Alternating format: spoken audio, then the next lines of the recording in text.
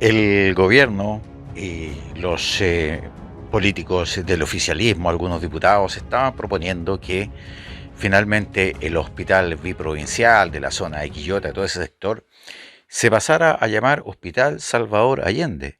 Frente a esta situación salieron, por ejemplo, algunos diputados, dentro de ellos nuestro querido amigo Johannes Kaiser, a explicar que Salvador Allende no había sido en absoluto un buen ministro de salud, porque querían ponerle el nombre de Salvador Allende a ese hospital porque por allá por el 1939, 1942 aproximadamente, Salvador Allende había sido ministro de salud, entonces para honrarlo dijeron que querían ponerle ese nombre, pero escuchemos las razones que da Johannes Kaiser diciendo que por ningún motivo hay que ponerle ese nombre al hospital biprovincial. Escuchemos. Muchas gracias, señor presidente. No tenemos para qué hablar sobre el gobierno del doctor Allende, señor presidente. Podemos hablar perfectamente bien sobre su gestión como ministro de Salud a partir de 1939. De hecho, a fines de septiembre de 1939 asume el cargo como ministro de Salud. Una de sus primeras medidas fue llamar a la creación a mandatar la creación de una comisión que estuvo destinada a crear un proyecto de esterilización para alienados, ¿de acuerdo?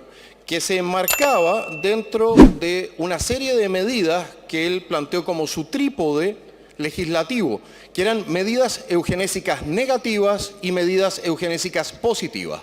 Entre las medidas eugenésicas negativas estaba, por ejemplo, la persecución penal de aquel que se contagiase con una enfermedad venérea. Pero no solamente eso, el tratamiento obligatorio para toxicómanos, es decir, alcohólicos o personas que consumiesen drogas, debían ser entonces retirados de la vida y introducidos bajo control estatal. Pero eso ya es complejo desde el punto de vista del respeto por la dignidad humana. Pero cuando uno a esto le suma la esterilización de alienados, es decir, de personas que tuviesen alguna enfermedad mental, lo cual incluye, por lo demás, en su momento, a las mujeres a las cuales se calificaba de histéricas por la psiquiatría incipiente de la época, entonces podemos decir una cosa: el doctor Allende, como ministro, estaba completamente en línea con las políticas eugenésicas que se hacían, que eran en ese momento populares, tanto en los Estados Unidos del apartheid como en la Alemania nazi.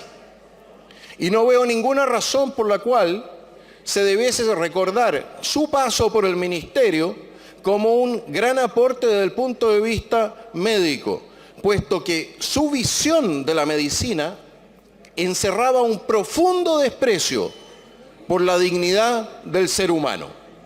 La esterilización, damas y caballeros, de personas que tuviesen enfermedades mentales. A ese punto se llegó, y gracias a la oposición de la época no se transformó ese proyecto de ley en ley y no causó los daños que pudo haber causado.